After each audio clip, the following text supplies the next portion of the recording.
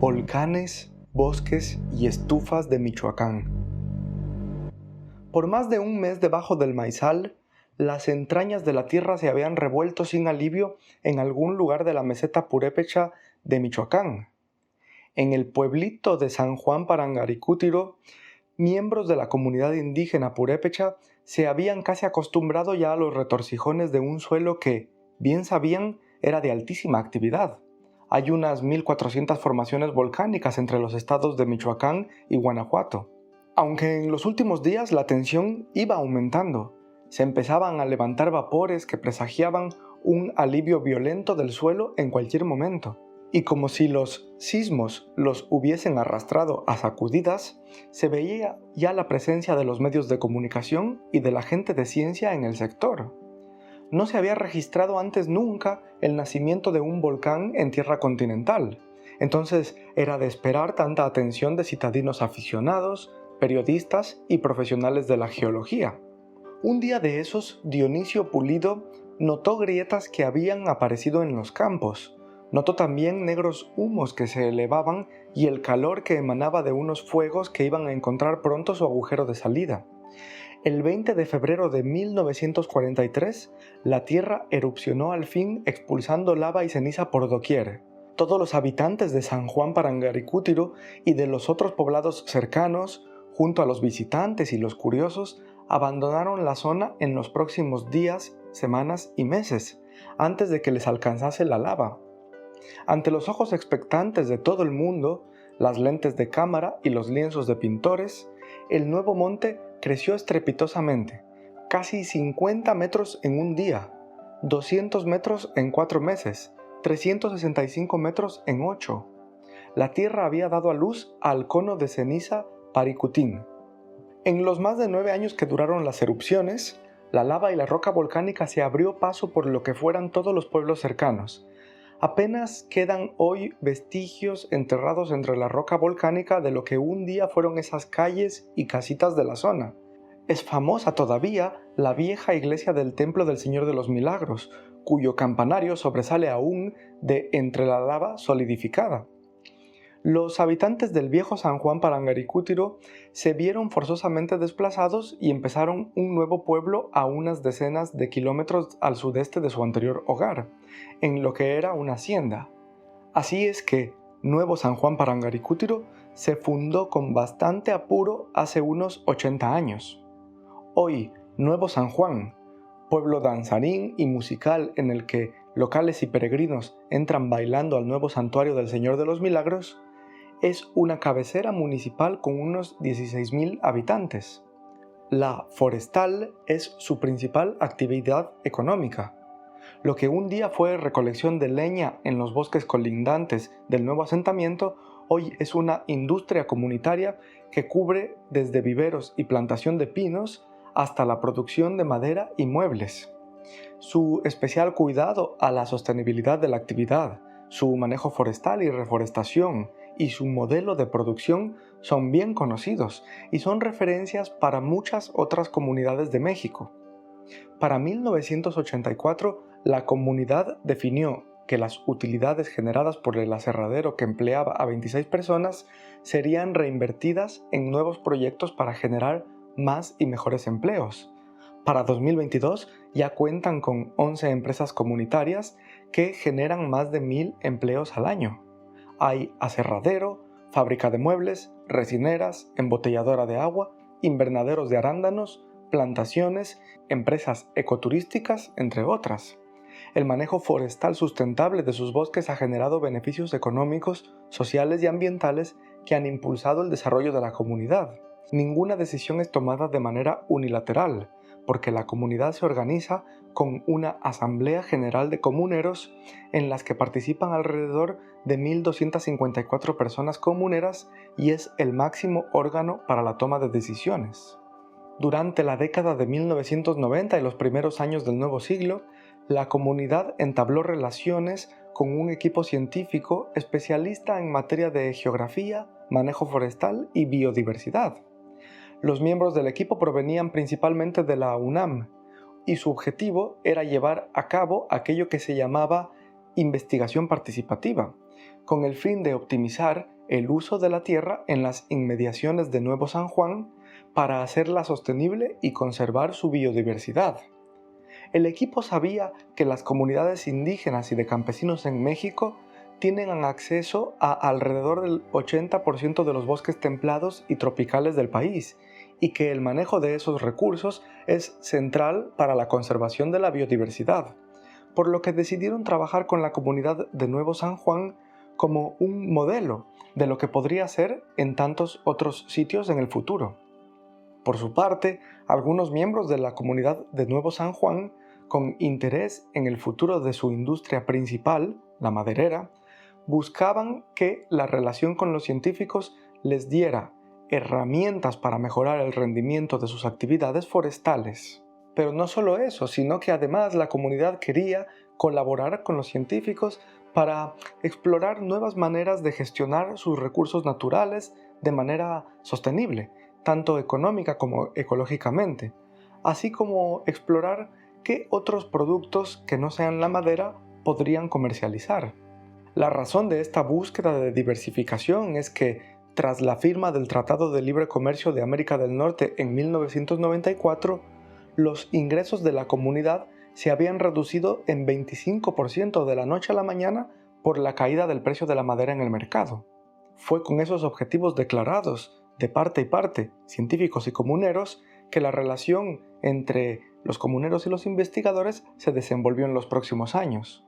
Juntos crearon un sistema de información geográfica en la zona, previa capacitación de los miembros de la comunidad en el empleo de los instrumentos para medir, evaluar, monitorear y analizar el terreno, de tal manera que se representó la zona dividida en unidades y se calculó el nivel de uso de los suelos en función de la biodiversidad para cada división, efectivamente poniendo en comparación la máxima producción posible para las demandas sociales de la comunidad, al mismo tiempo que se aseguraba la sostenibilidad medioambiental de esa unidad.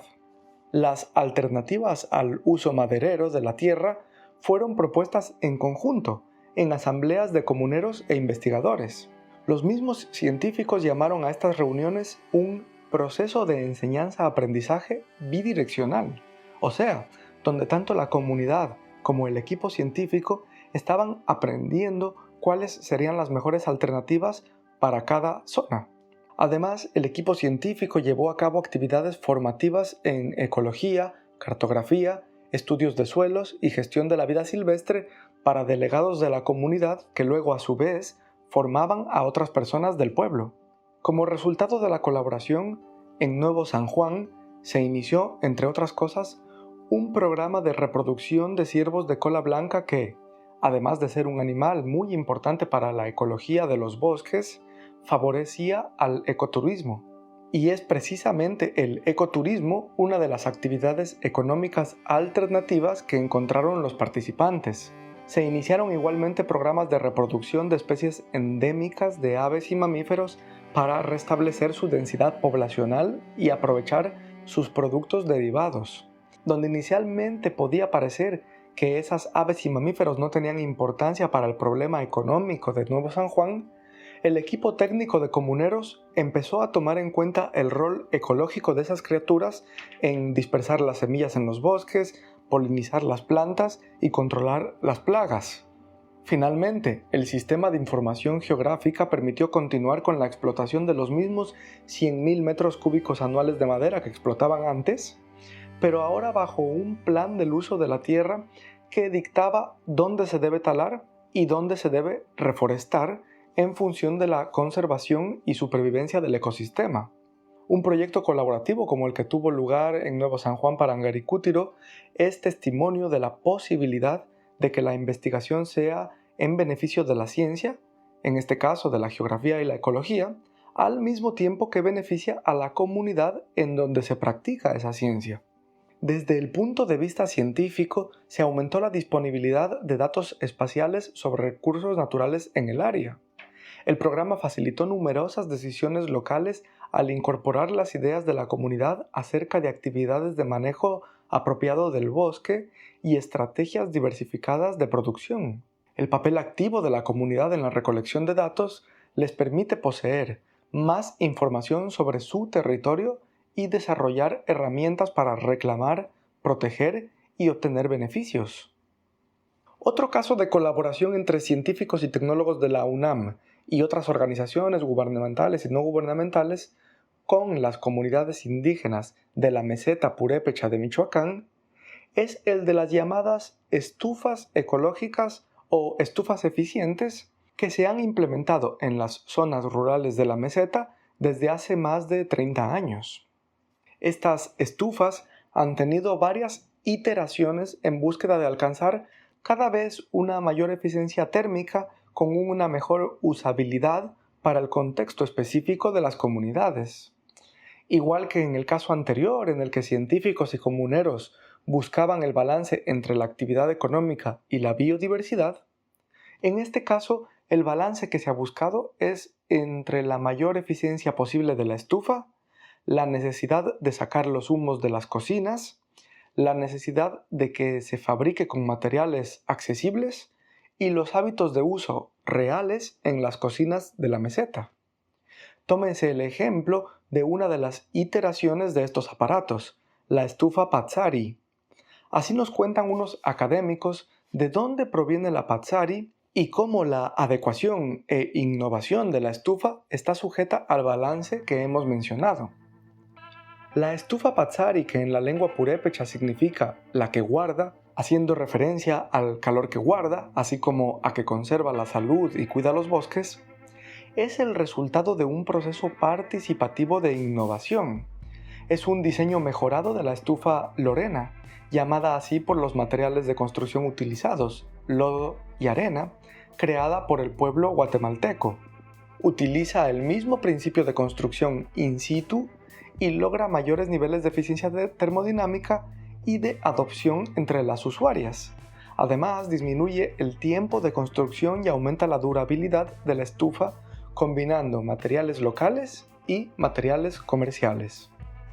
El monóxido de carbono y las partículas finas en los gases de combustión y el humo en las cocinas rurales de México son notoriamente dañinos, provocando muchos casos de neumonía en los niños menores de 5 años y de enfermedad pulmonar obstructiva crónica, mayormente en las mujeres que están más expuestas.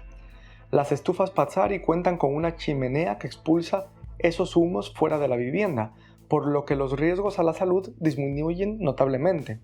Un estudio que se hizo en las comunidades de la meseta, antes y después de instalar las estufas, demostró que las concentraciones promedios de monóxido de carbono en las cocinas se redujeron en un 66% y de las partículas finas se redujeron en un 67%. Pero muchas familias que han implementado la estufa continúan usando el fogón abierto de vez en cuando. Por muy eficiente y segura que sea la estufa, el fogón, también llamado parangua en purépecha, tiene aún un par de usos que la estufa no puede cubrir, por lo que al final del día sigue estando en juego el balance entre el artefacto y su adecuación al contexto de implementación. Y es que así son las tecnologías, se encuentran siempre con la complejidad de la red social y material del sitio en el que se desenvuelven. Nunca es tan simple como prescribir que algo se debe usar sin más. De todas formas, la introducción de la estufa Pazzari ha representado una importante disminución del humo peligroso dentro de las viviendas que la usan, aun cuando alternen el uso con el fogón para otros fines. Además, otro componente que favorece la adopción de la estufa es el comal integrado para la elaboración de tortillas, una actividad diaria que puede tomar varias horas y que se da en todas las cocinas de la meseta. Los mismos académicos que citamos antes lo interpretan así. Lo que se busca con el uso de la estufa es sacar de la cocina la mayor cantidad de humo el mayor tiempo posible para mejorar las condiciones de salud y la calidad de vida de los habitantes de cada hogar. Sin embargo, hay funciones de la parangua que la Pazzari no suple, como calentar la casa en invierno, permitir la preparación de grandes cantidades de comida o tener una amplia movilidad. Por estas razones, se suele utilizar de manera combinada la estufa Pazzari y la parangua.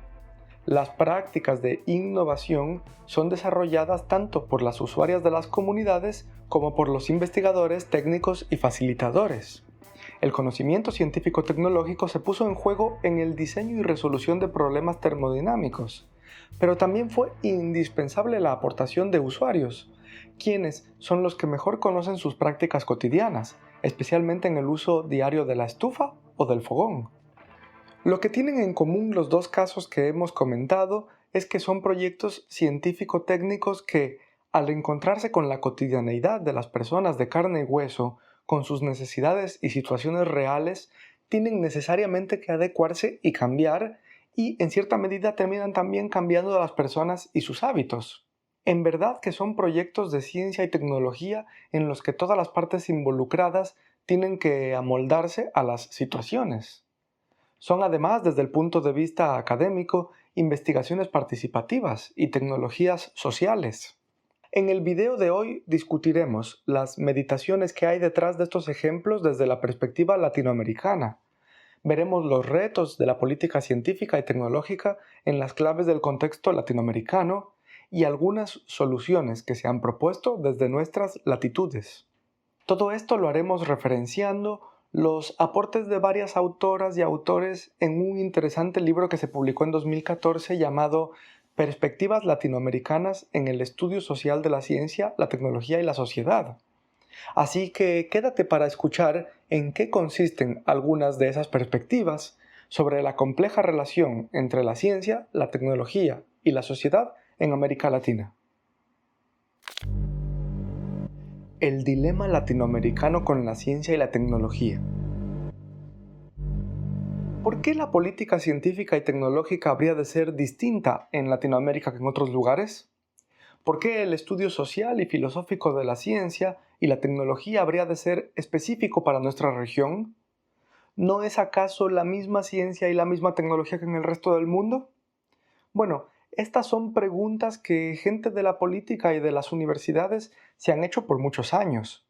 Y para empezar a responderlas hay que decir que, aunque la ciencia parezca ser la misma, pues trata los mismos temas aquí que en cualquier otro lugar, y aunque la tecnología parezca ser la misma, pues gira en torno a los mismos artefactos y a sistemas parecidos aquí que en cualquier otro lugar, la realidad es que el contexto de la tecnociencia es distintivo en cada región, y entonces las respuestas, tanto en la práctica científico-técnica como en las políticas para gobernarla, son también distintivas.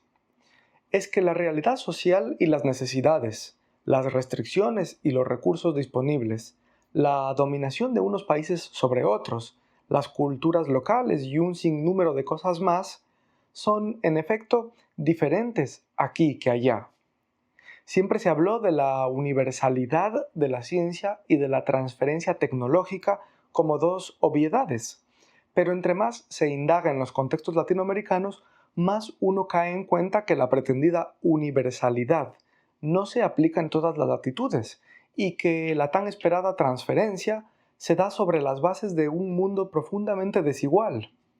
Entonces, no se puede de antemano postular ni la universalidad ni la transferencia tecnológica como los ideales de la tecnociencia moderna, o al menos no parece que nos convenga en el sur adoptar esta narrativa sin chistar. ¿No es acaso el beneficio social una mejor vara para medir y gobernar la ciencia y la tecnología? ¿No es acaso la soberanía económica y política de América Latina una realidad más deseable que los ideales de una ciencia y tecnología extranjera haciéndose pasar por universal o infalible?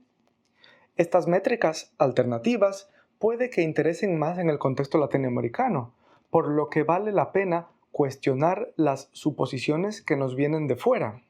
Eduardo Galeano en los 70s ya denunciaba en su famosa obra Las venas abiertas de América Latina el cuento de que la ciencia y la tecnología es universal e inocente, el cuento de una falsa esperanza tecnocrática con que las potencias mundiales ocultaban sus intereses de expolio y de monopolización de mercados internacionales, el cuento de un puñado pequeño de élites en nuestras regiones que velan solo por su propia riqueza. Así decía Galeano en un pasaje de su libro. La ciencia universal poco tiene de universal. está objetivamente confinada tras los límites de las naciones avanzadas. América Latina ha sido hasta ahora incapaz de crear una tecnología propia para sustentar y defender su propio desarrollo. Es en el norte, por supuesto, donde se diseñan los modelos electrónicos y se crean los lenguajes de programación que América Latina importa. El subdesarrollo latinoamericano no es un tramo en el camino del desarrollo, aunque se modernicen sus deformidades. La región progresa sin liberarse de la estructura de su atraso. Los símbolos de la prosperidad son los símbolos de la dependencia. Se recibe la tecnología moderna como en el siglo pasado se recibieron los ferrocarriles, al servicio de los intereses extranjeros que moldean y remoldean el estatuto colonial de estos países. Las universidades latinoamericanas forman en pequeña escala matemáticos, ingenieros y programadores que de todos modos no encuentran trabajo sino en el exilio. Por otra parte, cada vez que una universidad o un centro de cultura superior intenta impulsar las ciencias básicas para echar las bases de una tecnología no copiada de los moldes y los intereses extranjeros, un oportuno golpe de Estado destruye la experiencia bajo el pretexto de que así se incuba la subversión. Y precisamente impulsar una ciencia y tecnología propias al servicio de nuestros pueblos, al servicio de nuestras industrias nacionales, no de filiales extranjeras, por cuesta arriba que parezca, es lo que tantas veces se ha intentado con mucha resistencia y se seguirá intentando.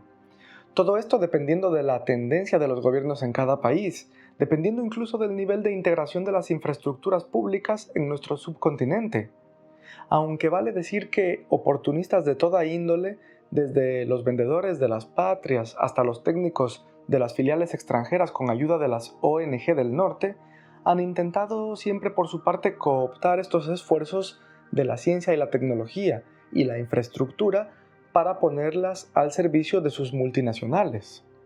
Es así que, por ejemplo, la Volkswagen en Brasil puede parecer buscar el avance tecnocientífico y la integración de infraestructuras, como las carreteras y los puertos, pero lo hace exclusivamente para explotar la mano de obra barata brasileña y mejor sacar sus productos al mercado, transmitiendo las ganancias casi intactas al grupo Volkswagen. Es por estas razones que, como bien recuentan Kramer, Vessuri y otros, las voces latinoamericanas más críticas en esta cuestión siempre defendieron el carácter social del fenómeno científico y tecnológico y el desarrollo de una investigación propia a favor de la transformación de las sociedades latinoamericanas, no a favor de la empresa privada extranjera o de la subsidiaria. Este coro de críticos pone en tela de duda también algunos de los estudios de ciencia y tecnología provenientes de Estados Unidos y Europa, como lo hicieron por ejemplo con el marco de la teoría del actor red, sobre la que tenemos un video en este canal. Los críticos claman que estas formas de entender la ciencia y la tecnología son insuficientes para el contexto latinoamericano, porque son microestudios que no se preocupan por los grandes asuntos sistémicos. No se preocupan, por ejemplo, de un neocolonialismo muy vigente que hace que la ciencia y la tecnología tengan unas dinámicas y presiones diferentes aquí que allá.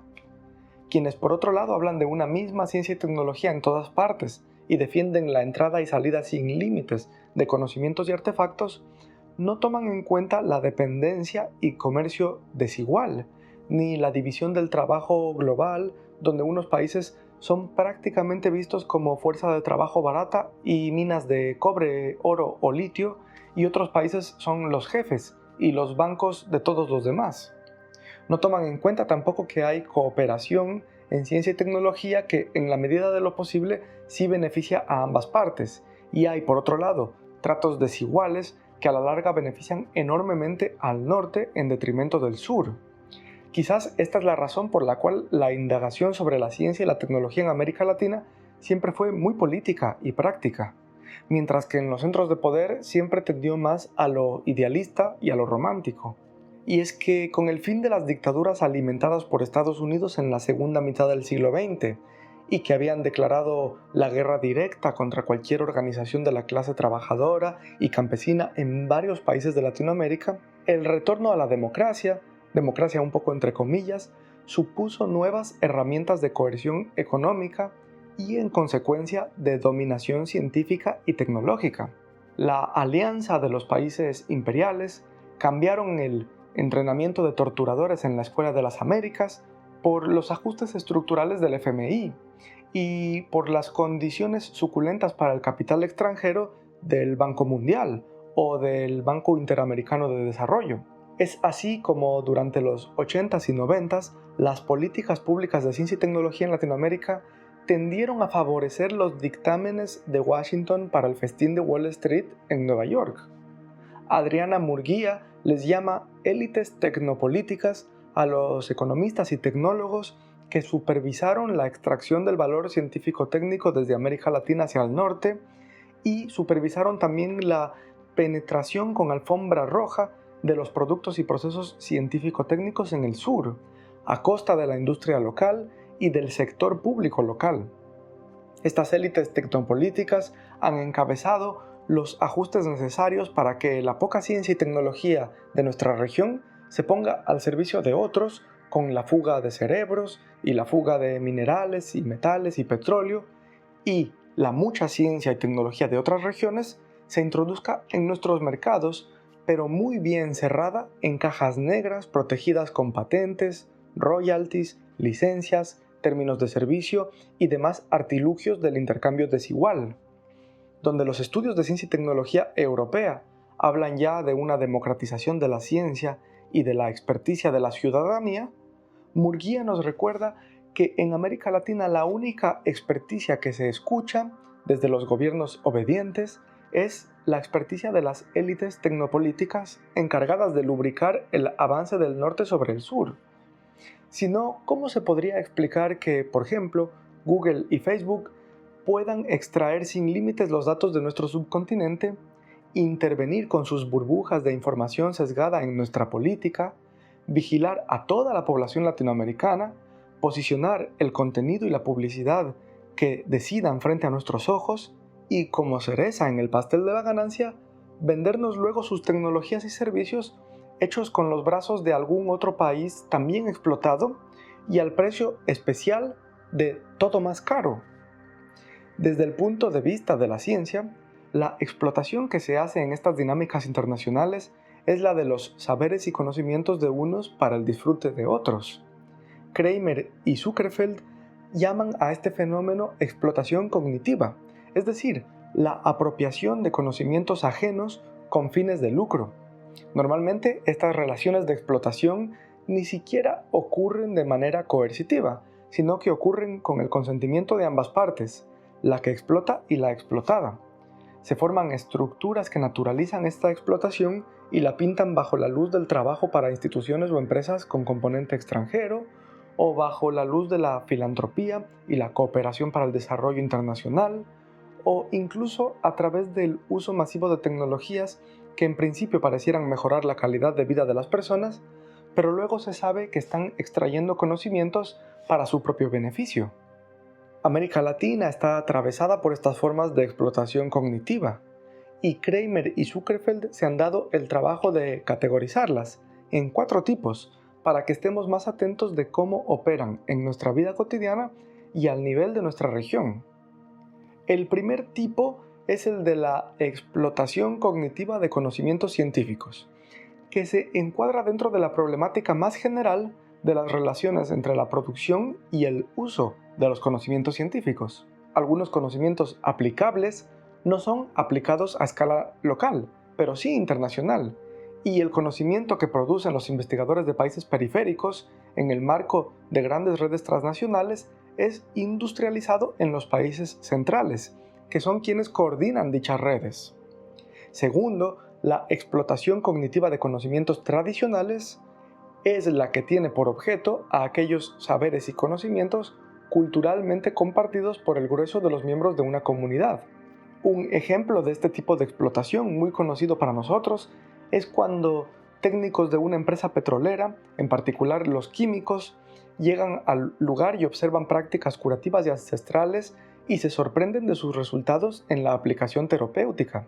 Cuando estos técnicos deciden averiguar más sobre ello, la información es brindada con agrado por pobladores. Luego, los conocimientos sobre esos principios activos serán incorporados en los procesos industriales en la planta de la empresa donde harán las pruebas clínicas y la producción a escala. A cambio de esta colaboración, que para la empresa extranjera supondrá un negocio millonario, la población local recibirá solo un cargamento de ladrillos, mezcladoras y herramientas de construcción. En tercer lugar, la explotación cognitiva de conocimientos informacionales está vinculada con conocimientos que, producidos en tiempo de ocio, se objetivan como bienes informacionales: textos, datos, música, audiovisuales, software. Esto es, bienes hechos puramente de información digital.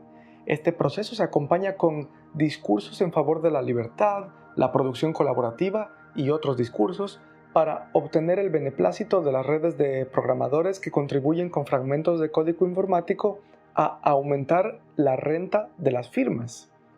Y en cuarto lugar está la explotación cognitiva de conocimientos laborales, basada en saberes adquiridos en el ejercicio de la actividad laboral dentro de una firma. Los trabajadores gastronómicos, por ejemplo, identifican la relevancia de sus acciones, de sus trabajos, pero raramente se ven como productores, ni mucho menos titulares, de conocimientos de las recetas, por ejemplo. Contribuye con esto el hecho de que sus habilidades estén subjetivadas, corporizadas y que normalmente tales saberes carezcan de codificación.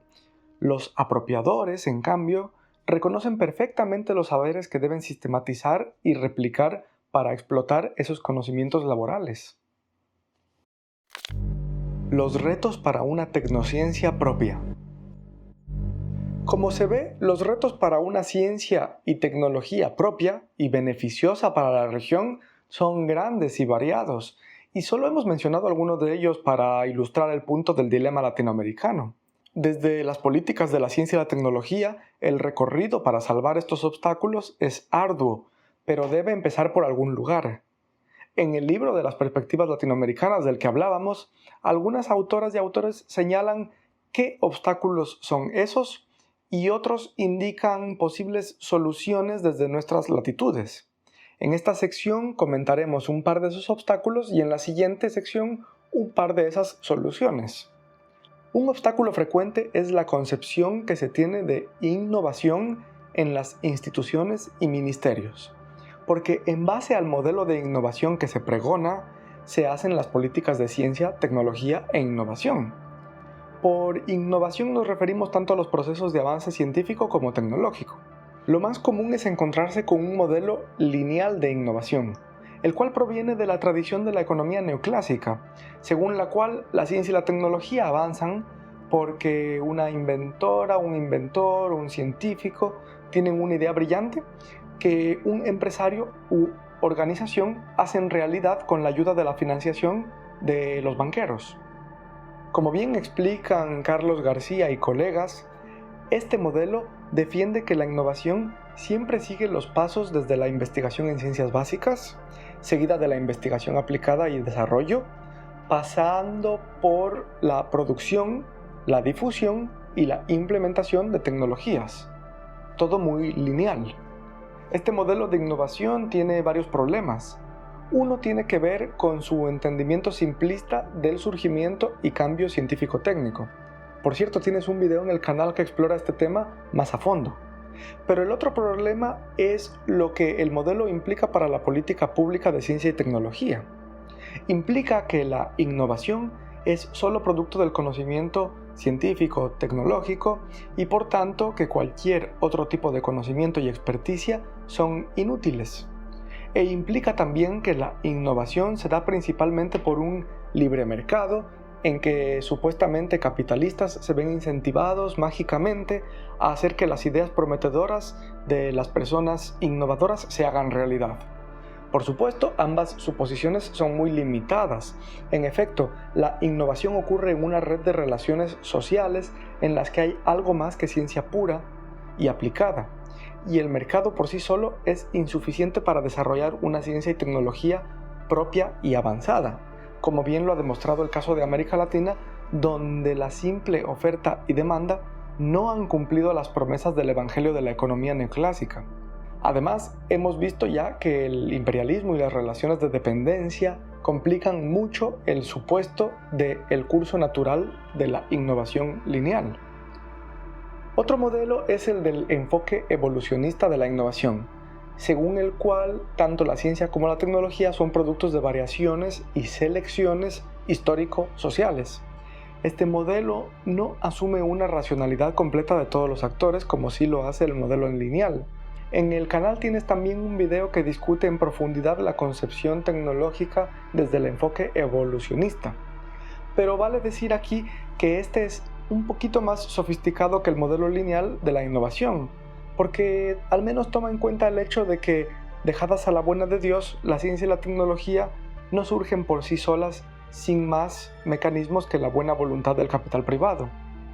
Y por último, nos encontramos con un modelo que es más normativo que descriptivo, y que puede ser quizás un primer paso en la dirección para que las políticas de ciencia, tecnología e innovación potencien estos sectores, pero con el beneficio social como principio rector.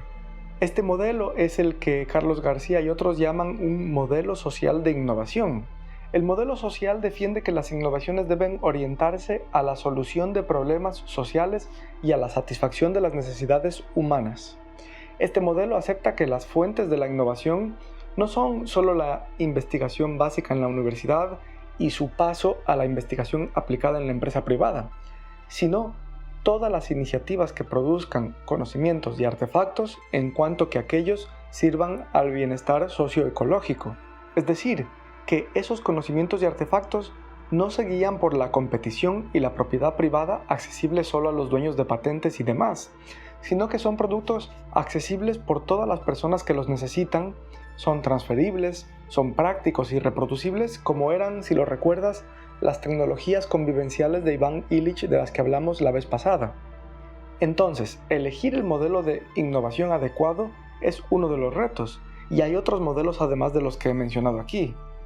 El otro reto que mencionaremos aquí tiene que ver con las instituciones de educación superior en Latinoamérica, por la simple razón de que estas son los sitios clave en donde investigadoras e investigadores se forman, y en muchos casos donde desarrollan sus actividades científicas y tecnológicas en el marco de los centros, los programas y los grupos de investigación de las universidades.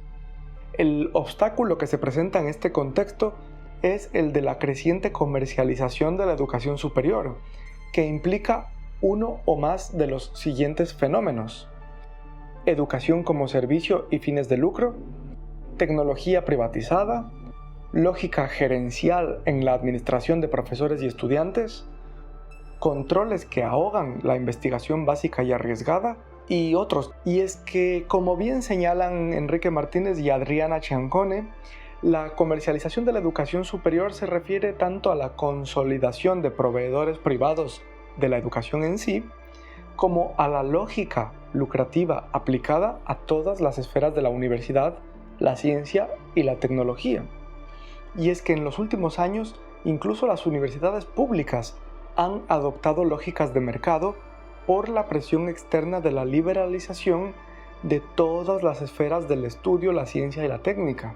Que no nos sorprenda, pues, cuando profesoras y profesores que conozcamos nos hablen del cansancio de esas métricas que parece que estuviesen evaluando el rendimiento de máquinas más que de estudiantes.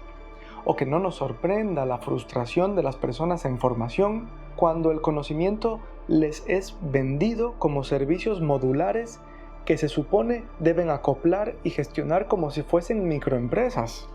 O que no nos sorprenda cuando las científicas y los científicos en las universidades se quejan del sistema de publicaciones e incentivos de las revistas y editoriales que solo buscan hacer feliz a su departamento financiero siguiendo las recomendaciones de su departamento de marketing. ¿Cómo se supone que se pueda alcanzar esa innovación social de la que hablábamos cuando estudiantes de toda índole no son más que consumidores? Cuando profesoras y profesores no son más que meros proveedores, y cuando la gente de ciencia trabaja en lo que pareciera ser una línea de fábrica de hechos científicos y artefactos que van directo de la universidad a la empresa y de la empresa a los inversores. En la actualidad, conceptos de mercadización, comercialización, mercantilización y privatización son ampliamente utilizados para referirse a la transformación de la educación superior en una mercancía educativa, dada por la pérdida de prioridad de la universidad pública en las políticas públicas de Estado, resultado de la pérdida general de prioridad de las políticas sociales, educación, salud, seguridad social, inducida por el modelo de desarrollo económico conocido como neoliberalismo. El bien público de la universidad fue transformado en un amplio campo de valorización del capitalismo educativo. En América Latina, la expansión privada de la educación superior se caracterizó a la vez por la fuerte expansión de la matrícula en el sector privado, pero también por la introducción de lógicas gerencialistas en la universidad pública y por la creación de cuasi mercados académicos. En esta etapa, lo nuevo parece ser la concentración y la presencia de nuevos proveedores que suelen operar en escalas regionales e internacionales, ajenos a la tradicional implantación local de la universidad latinoamericana. De las posibilidades de una tecnociencia nuestra.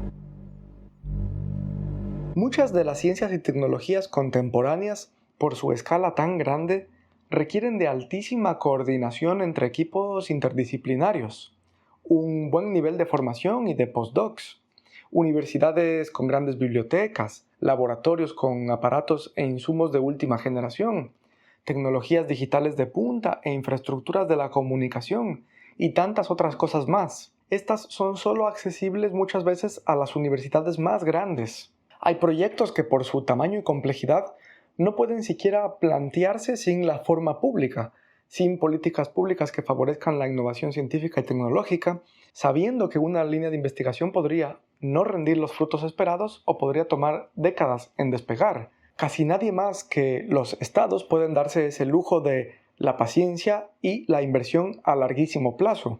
Pero la organización socioeconómica que permite un nivel de producción de conocimientos y artefactos así de avanzados está siempre en juego en los pasillos de la política y la gobernanza.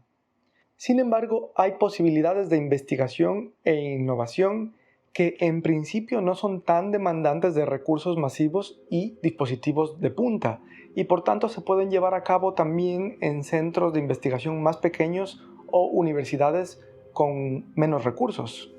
Vamos aquí a mencionar algunas de esas posibilidades de las que se tienen algunas experiencias en América Latina y que al menos pueden representar una forma de hacer ciencia y tecnología más comprometida con el medio ambiente y con las personas de nuestro subcontinente, o lo que es lo mismo, una forma menos preocupada por los retornos a corto plazo de la tecnociencia privada y de la explotación de recursos. Tres de esas posibilidades que se suelen fomentar desde las universidades, agencias gubernamentales de investigación y demás organismos relacionados son la investigación integrada, las tecnologías sociales y las innovaciones sociales. Primero, la investigación integrada se llama así precisamente porque integra puntos de vista y aportes de expertas y expertos de varias disciplinas y nacionalidades con los de personas que harán uso de esa investigación o se verán afectada por ella de una manera u otra, sea científica o tecnológica la investigación, o ambas. Pero para que se lleve a cabo una investigación que integre las perspectivas, lo primero es que las universidades y agencias de financiación adapten sus indicadores de evaluación de proyectos y del personal investigador, pues no es posible integrar equipos así bajo las métricas provenientes o bien de la ciencia entendida como compartimentos herméticos o bien métricas provenientes del gerencialismo. Además, el reto de integrar las disciplinas no se supera simplemente poniendo a 4 personas de distintas ramas en un mismo salón por un par de días.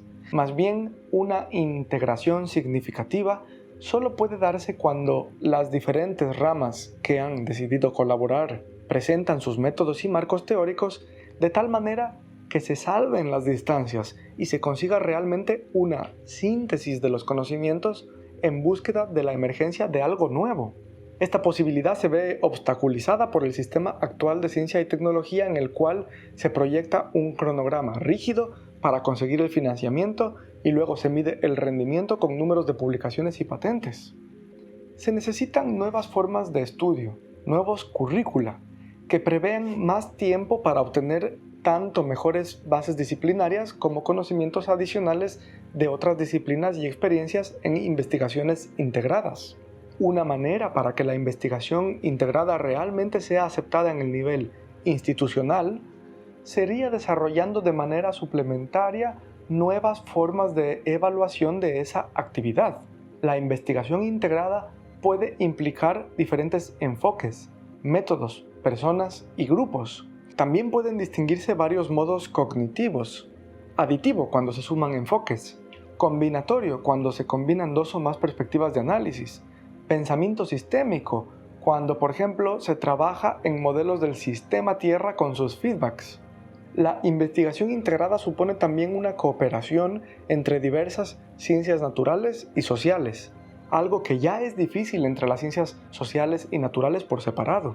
En estas condiciones se requiere una movilización social amplia donde la investigación integrada se propone como vía para producir una ciencia orientada a la solución de problemas. El ejemplo que Vessuri proporciona de investigación integrada es la historia con la que empezamos, la historia de la determinación del beneficio social y alternativas al uso de la tierra en función de la conservación de la biodiversidad en San Juan Parangaricútiro. Este proyecto tomó varios años y venía ya de una colaboración entre personas de ciencia en varias disciplinas y comuneros, y en el curso de esos años se generó un ambiente de confianza y aprendizaje mutuo para ambas partes. Si las y los científicos en ese caso hubiesen simplemente llegado a hacer mediciones con sus instrumentos y luego se hubiesen ido sin más para analizar los datos y publicar los resultados, no hubiese habido ninguna transformación en la comunidad de Nuevo San Juan, ni tampoco la ciencia resultante hubiese sido de la calidad que fue, por los conocimientos que la comunidad también aportó y el trabajo que también hicieron con el sistema de información geográfica en ese caso. Pero algo así no siempre es posible bajo la organización actual de la investigación, menos aún si es que ésta está comercializada y solo busca resultados rápidos, retornos económicos medibles y publicaciones que a veces solo valen para aumentar la reputación de unos cuantos académicos. Una segunda posibilidad en la misma línea es la de las tecnologías sociales. Para Susana Rapo y colegas, las tecnologías sociales son las formas de diseñar, desarrollar, implementar y gestionar tecnologías orientadas a resolver problemas sociales y ambientales, generando dinámicas económicas de inclusión social y de desarrollo sustentable. Tecnologías sociales vinculadas a la generación de capacidades de resolución de problemas sistémicos antes que a la resolución de déficits puntuales.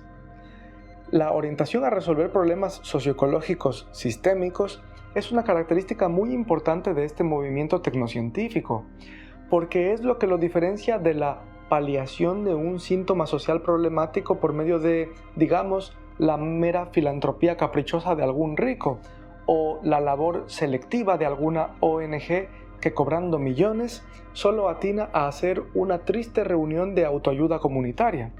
Las autoras mencionadas ven un ejemplo de tecnología social en las instancias de agricultura urbana y periurbana coordinadas por movimientos sociales en América Latina.